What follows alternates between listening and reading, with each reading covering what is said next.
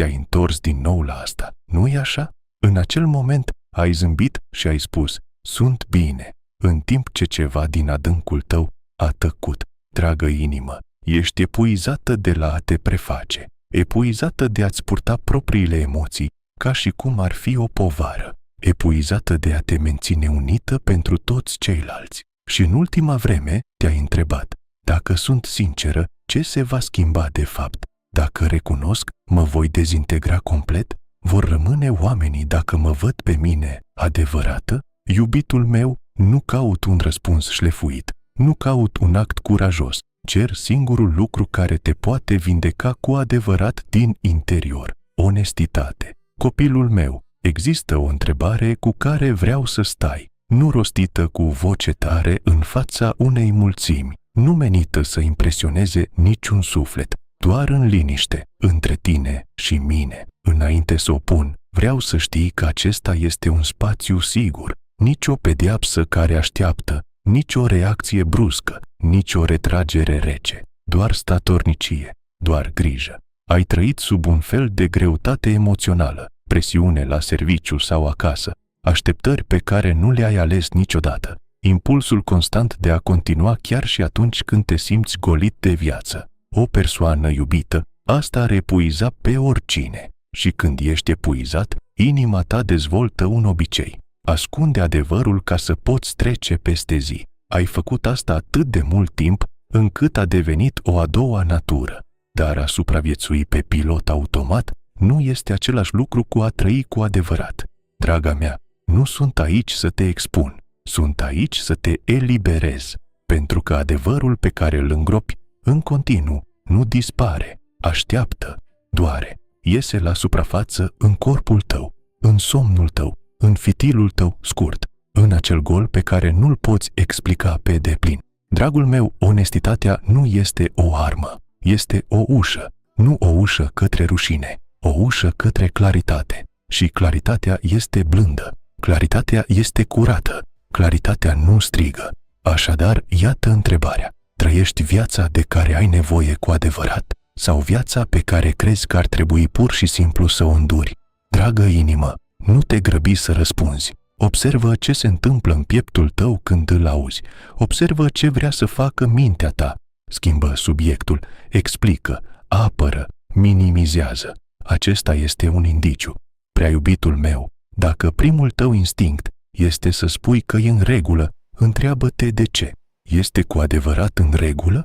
Sau este în regulă cuvântul la care apelezi atunci când încerci să nu simți? Copilul meu, aceasta nu este o capcană, este o gură de aer, pentru că ai purtat o durere liniștită, nu doar pentru ceea ce s-a întâmplat, ci și pentru ceea ce nu s-a întâmplat. Restul nu ți l-ai permis, ajutorul pe care nu l-ai cerut, limitele pe care nu le-ai respectat, adevărul pe care nu l-ai spus.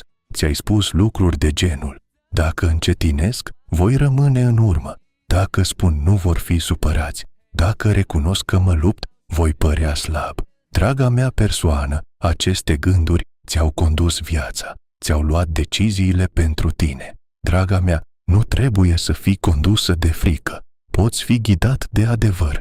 Adevărul nu te umilește. Adevărul îți arată pur și simplu unde te afli.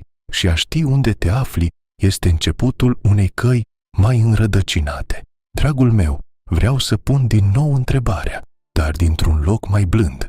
Ce porți tu pe care nu ai fost menit să-l porți singur? Aceasta este întrebarea sinceră. Nu ce mai faci în mod politicos, superficial, ci în mod real. Ce se simte greu acum? Ce se întoarce mereu în momentele de liniște? Ce ai înghițit pentru că nu știai cine îl poate ține cu tine? Iubitule, știu că ai încercat să fii puternic și ai fost suficient de puternic pentru a continua să te prezinți, suficient de puternic pentru a continua să funcționezi, suficient de puternic pentru a continua să oferi chiar și atunci când propria ta cupă părea aproape goală. Dar există o diferență între putere și abandon de sine, copilul meu. Puterea care te costă sufletul nu este genul pe care îl vreau pentru tine. Te vreau constant, te vreau întreg, te vreau sincer, fără frică. permitem să-ți ofer un scurt moment de sinceritate. Apoi voi reveni la un ritm mai blând.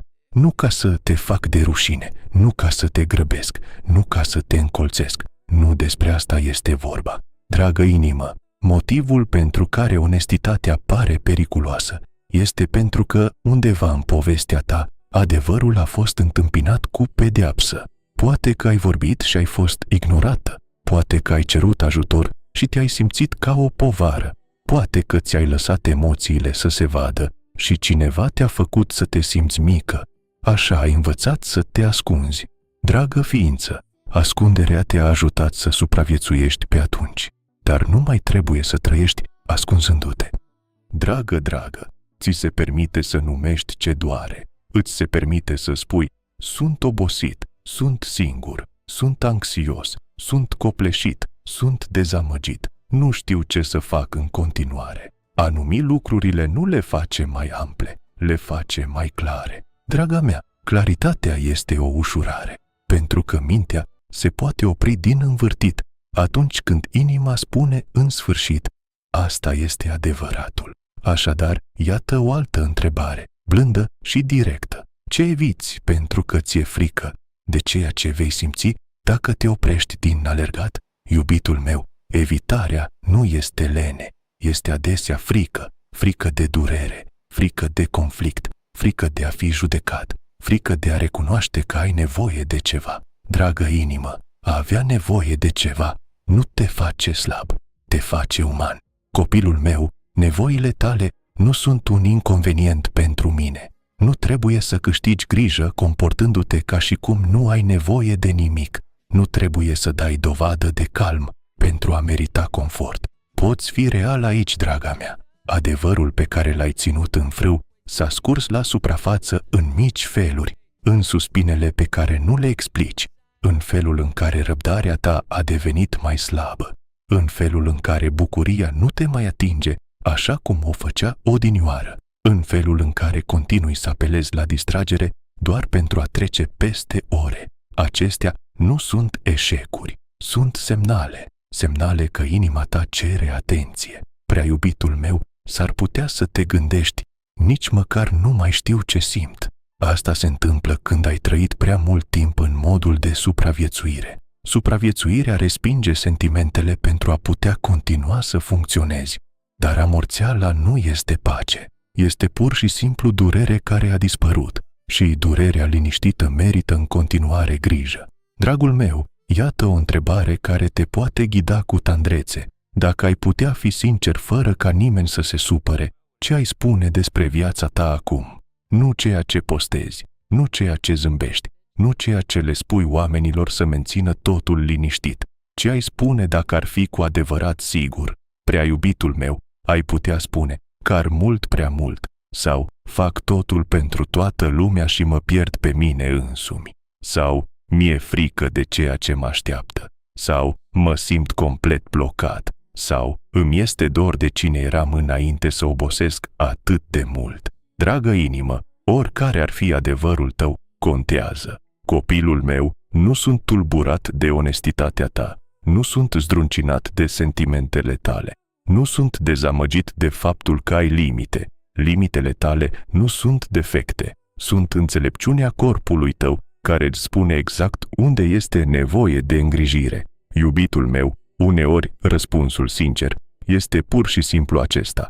Am nevoie de odihnă, nu genul în care te prăbușești cu vinovăția încă zumzăind în fundal. Odihnă adevărată, genul care îți reînnoiește mintea, genul care îți înmoaie corpul, genul care te întoarce la tine însuți. Prea iubitul meu, dacă ai așteptat ca viața să se liniștească înainte de a te ocupa de tine însuți, s-ar putea să aștepți foarte mult timp. Așadar, lasă onestitatea să fie punctul tău de plecare. Onestitatea spune, nu pot continua pe același drum. Și această propoziție nu este un eșec, este începutul înțelepciunii. Dragul meu, iată o altă întrebare sinceră. Pe cine ai încercat să satisfaci cu prețul propriei tale liniști? Prea iubitul meu, poți iubi oamenii fără să te dăruiești. Poți fi bun fără să fii zdrobit. Poți fi generos fără să fii complet secătuit. Dar asta necesită adevăr.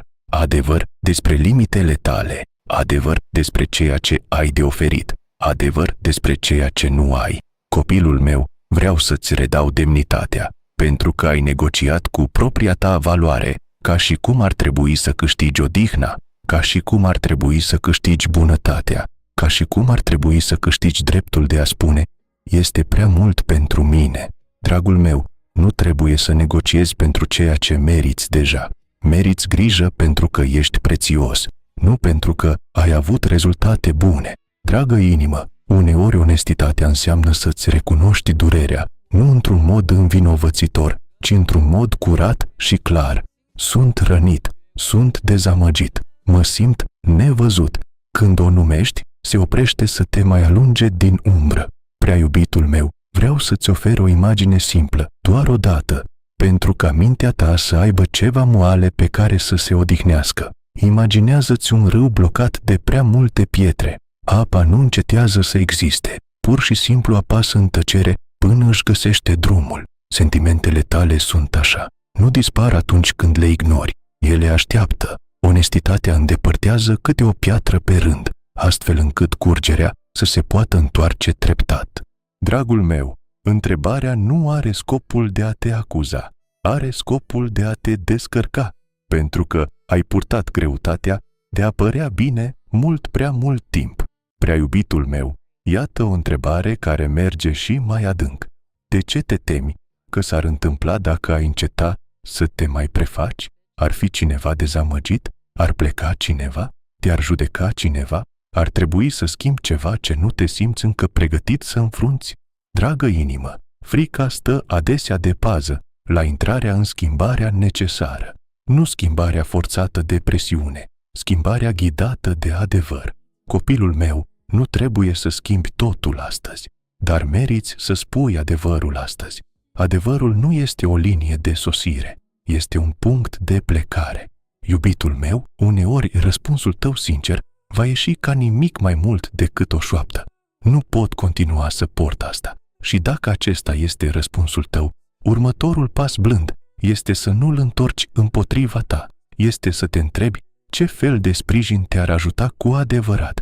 O conversație, o limită, o pauză, un plan, cineva care te poate ajuta să treci prin toate. Ai voie să cauți sprijin. Asta nu este slăbiciune, asta este înțelepciune. Prea iubita mea, știu că ți-a fost teamă, că onestitatea ta te va face neiubită. Dar ascunderea nu te face iubibilă, te face doar singură. Iubirea adevărată poate conține adevărul. Grija adevărată poate conține lacrimile. Conexiunea adevărată poate conține limite. Și sunt suficient de stabilă pentru a te susține, fără să te desprind vreodată. Dragul meu, dacă te întrebi de unde să începi, începe cu o singură propoziție. Spune-mi în liniște: aici sunt, fără cuvinte, fără spectacol, doar adevăr. Prea iubita mea, viața ta nu are nevoie de mai multă prefăcătorie, are nevoie de blândețe, are nevoie de claritate, are nevoie de un ritm mai calm, are nevoie să te oprești din a te abandona pentru a-i face pe toți ceilalți confortabil. Copilul meu, ai fost credincioasă în atâtea feluri, ai continuat să ai grijă, ai continuat să încerci. Acum te invit să te incluzi în grija pe care o oferi altora și tu faci parte din această poveste. Iubitul meu, cel mai sincer răspuns ar putea fi pur și simplu acesta: trebuie să-mi găsesc drumul înapoi către mine. Și tu poți, nu într-un moment dramatic și măreț, ci în mici și liniștite reveniri. O seară mai liniștită, o conversație mai adevărată, o limită respectată, un obicei schimbat puțin câte puțin. Așa se întâmplă restaurarea. Prețiosul meu, nu te voi grăbi, nu te voi face de rușine, nu voi trata onestitatea ta ca pe ceva ce trebuie reparat. O voi trata ca pe chiar începutul vindecării. Dragul meu, rămâi aproape de ceea ce este adevărat. Adevărul te va liniști atunci când emoțiile tale se simt copleșitoare.